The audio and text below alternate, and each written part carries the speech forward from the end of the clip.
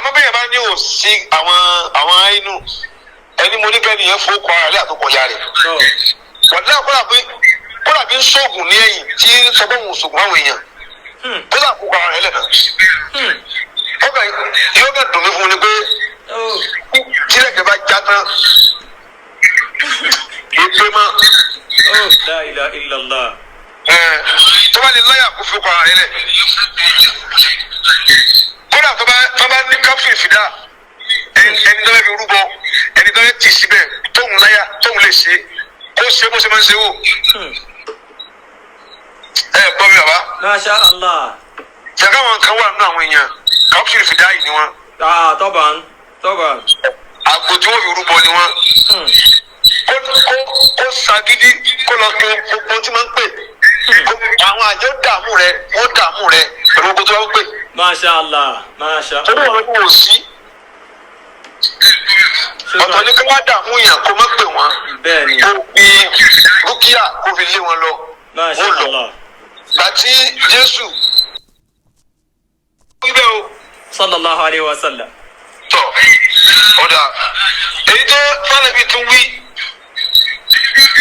lọ́gbẹ̀ àbúdà yìí mi ló gbà wá ẹ̀wọ̀n nù Húlíyà tó gbẹ̀gbẹ̀ àlàyé nù tó ní ìlú rọ́dúnù lè kọ́bùrà. Bẹ́ẹ̀ni bàbá. Tó dé xèlú lè jámanu lè kídìrà. Bẹ́ẹ̀ni bàbá. Bẹ́ẹ̀ni kazalika. Tọ̀ ayiwa. Èyí ò nù ẹwà jẹ́ àfihàn lè wa. Tọ́. Èmi wá lè sọ pé sọ̀rọ̀ kan nísìnyí torí pé ìfẹ́ ká máa fa wàhálà kankan mọ́. Tọ́. Jogun omi. Irú kẹta ń sọ yìí ó yẹ ká lọ sọ fún wa lábẹ́lẹ̀ ni. Masha Allah. Bẹ́ẹ̀ ẹni tó bá ti ń wí kíní kan tó fi da nǹkan kan rú ó yẹ ká sọ láyé náà ni. Ó dá kẹ́niyẹn fi orúkọ ara rẹ̀ lẹ̀ àtúkọ̀yà rẹ̀. Ẹni tó ní òsájẹ yẹn ẹni kó fi orúkọ ara rẹ̀ lẹ̀ àtúkọ̀yà rẹ̀. Allah. Tí wọ́n ti ń gbọ́ tí ń sọ yìí o. Tọ́. Kẹ́niyẹn fi orúkọ ara rẹ̀ lẹ̀. Orúkọ ìyá rẹ̀ wọ́n ní obu wá àti orúkọ bàbá rẹ̀. Èmi lè promise ẹ pé nígbà jíjẹ fún wọn. La ilaha illallah. Ìjọba. Ká jáde kalẹ̀ èmi gẹ́gẹ́ lè dààmú rẹ̀. The striker. Mo fi ọlọ́kùnra ṣàwọn pé ìdí mọ̀ sọ yìí mò ń sọ ní gbogbo ayé ni. La ilaha illallah. Nítorí pé ìbẹ̀rù máa ń ṣe wá pé tá a bá ba nǹkan jẹ́ bóòlù àdìgí àbò sì rí. La ilaha illallah. Ẹni tó bá wá ní pé kò sí àjẹ́ kódà ẹnikẹ́ni yẹn rìlíìsì okọ̀ ara rẹ̀ kó fún wa ní okọ̀ ìyá rẹ̀ bí sẹ́rí taba ń ja ìjàfẹ́ ọ̀tọ̀ ni o. Bẹ́ẹ̀ni.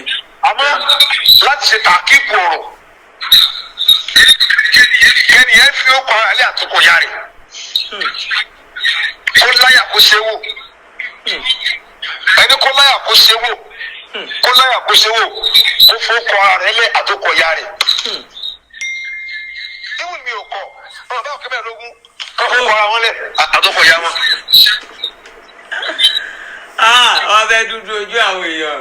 Wọ́n fẹ́ fa àwọn èèyàn lọ. Sẹ́ni tí ń sọ yìí mi ò fi wàhálà kankan mọ́ ká máa kọlọ́gbọ́n. Àmọ́ bẹ́ẹ̀ bá ní ò sí àwọn inú ẹni mo ní kẹ́ni yẹn fowó kọ́ ara rẹ̀ àtọ́kọ̀ ya rẹ̀.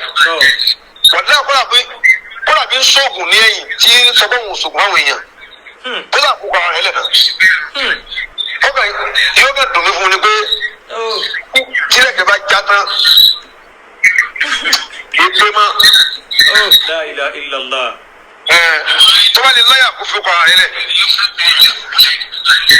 Kọ́lá tó bá ní káfíń fìdá ẹni tó bá fi rúbọ ẹni tó bá tì síbẹ̀ tóun láyà tóun lè ṣe kó ṣe bó ṣe máa ń ṣe wò. Gbọ́ mi bàbá. Masha Allah. Ṣèkà wọn kan wà nínú àwọn èèyàn káfíń fìdá yìí ni wọn. Tọ́bàn. Àgbo tí wọ́n fi rúbọ ni wọn. Kó ṣàgídí kó lọ kí gbogbo tí wọ́n ń pè. Àwọn àjọ dààmú rẹ̀ wọ́n dààmú rẹ̀ pẹ̀lú gbogbo tí wọ́n ń pè. Masha Allah. Tó ní wọn kò sí.